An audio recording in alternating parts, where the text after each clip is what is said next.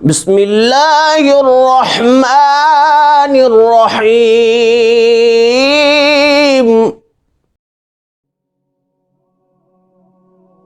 بسم اللہ والصلاة والسلام علی رسول اللہ وعلی آلہ واصحابہ اجمعین. محترم سامعین و ناظرین، رمضان المبارک کی آمد ہے. اپنے اوپر لازم کر لیجئے کہ 5 چیزوں سے پرہیز کرنی ہے. نمبر 1، مجبوراً روزہ نہیں رکھنا. جی ہاں، لوگ مجبوراً روزہ رکھتے ہیں، صبح سے لے کے شام تک بھوکا پیاسا رہتے ہیں. کیوں؟ اس لیے کہ موقع نہیں ملا کھانے کے لیے. یعنی ایسا ہوتا ہے بسا اوقات کہ سحری کر دی اور اس کے بعد دن کو گھر میں والدہ ہیں، والد صاحب ہیں، بہن بھائی ہیں اور کھا نہیں سکتا، سامان بھی موجود ہے، یا باہر جاتا ہے تو باہر دکانیں بند ہیں تو مجبوراً روزہ رکھنا پڑتا ہے. یا گھر میں کچھ بھی نہیں ہے، یعنی کہ کھانے کے لیے کچھ نہیں ہے، موقع بھی ہے سب کچھ لیکن کھانے کے لیے نہیں ملا، لہذا مجبوراً روزہ رکھنا پڑا. تو ایسا نہیں کرنا، مسروراً خوش ہو کے روزہ رکھنا ہے. حضور نبی دو عالم صلی اللہ علیہ وآلہ وسلم نے ارشاد فرمایا، کل عمل ابن آدم لہو، سارے بنی آدم کے اعمال ان کے لیے ہیں، ان کا ایک بدلہ ہے، ان کی نیکی کی ایک حد مقرر ہے. یعنی نماز بندہ پڑھتا ہے، زکوٰۃ دیتا ہے، حج کرتا ہے، اس سے جو ثواب ملتا ہے اس ثواب کی کوئی حد ہے. یہ حدیث قدسی ہے اور حضور نبی دو عالم صلی اللہ علیہ وسلم فرمایا کہ اللہ فرماتا ہے الا الصوم، کہ مگر جو روزہ ہے نا، روزہ اس کے ثواب کی حد ہی کوئی نہیں.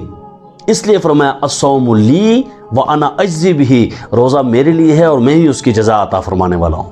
یعنی میرے لیے کیوں فرمایا کہ اس میں دکھاوا کی بات کوئی نہیں.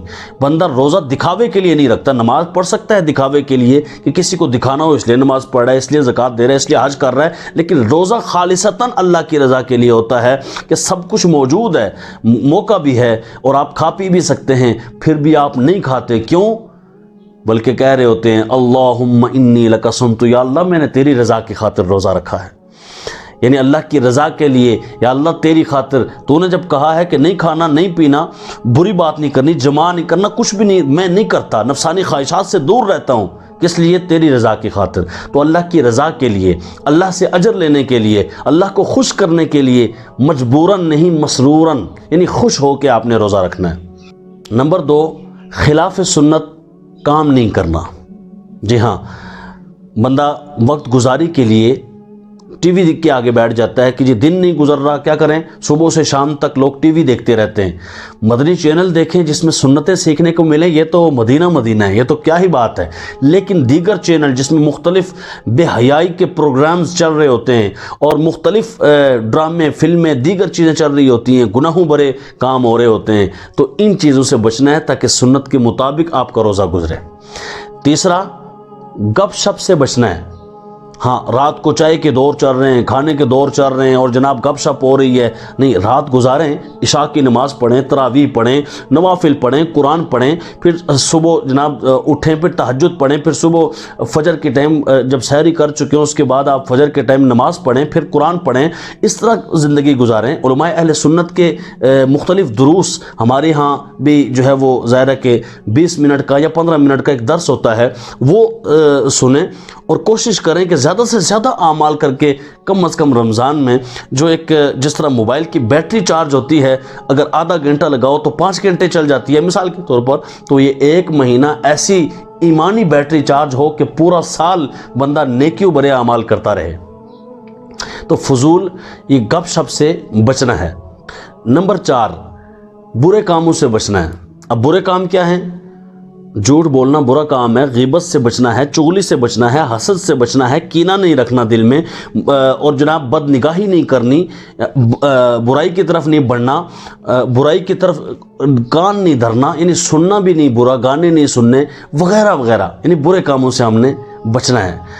اور برے کاموں سے جتنا ہم بچیں گے اتنا زیادہ اللہ تبارک و تعالیٰ تقوی عطا فرمائے گا. اس لیے فرماتا ہے کہ روزے کی جو اصل چیز ہے، جو روزے میں اصل چیز ہے، وہ ہے لعلکم تتقون، شاید کہ تم تقوی اختیار کر بچنے والے بن جاؤ. تقوی کیا ہے؟ بندہ نہیں بد نگاہی بھی نہیں کرنی، میں نے یہ غلط کام بھی نہیں کرنا، یہ برا کام بھی نہیں کرنا، تو برے کاموں سے بچنا ہے.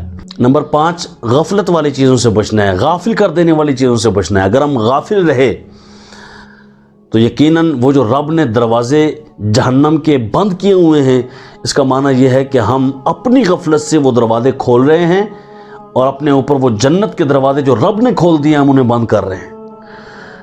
غفلت سے بچنا ہے کہ ہمیں ہمارا رب راضی ہو جائے، بس ہمیں یہ فکر ہونی چاہیے، ہمارا رب ہم سے خوش ہو جائے، ہمیں یہ فکر ہونی چاہیے۔ کہیں ایسا نہ ہو کہ ہم سے ہمارا رب ناراض ہو جائے، کہیں ایسا نہ ہو کہ ہم سے ہمارا رب خفا ہو جائے، کہیں ایسا نہ ہو کہ ہم سے ہمارا مالک ناراض ہو جائے۔ اے کاش ہم اللہ رب العالمین کو راضی کرنے والے بن جائیں۔ 5 چیزوں سے بچنا ہے، کامیابی آپ کے قدم چومے گی۔